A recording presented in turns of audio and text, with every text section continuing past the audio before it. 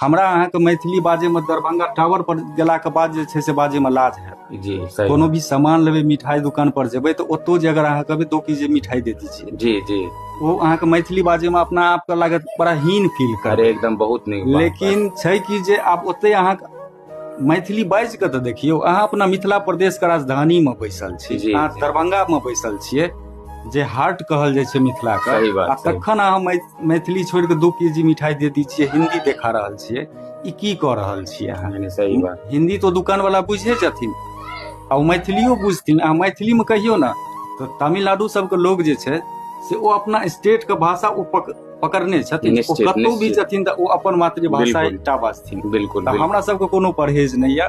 हम जतऽ कतौ भी रहलहुँ, अगर हम जेना कि दिल्ली में छी जी और बुराड़ी गवर्नमेंट हॉस्पिटल में हम कार्यरत छी, वाह अगर कोनो भी तरह के और एगो चीज जानकारी देबऽ चाहब, जी पूरा बुराड़ी इलाका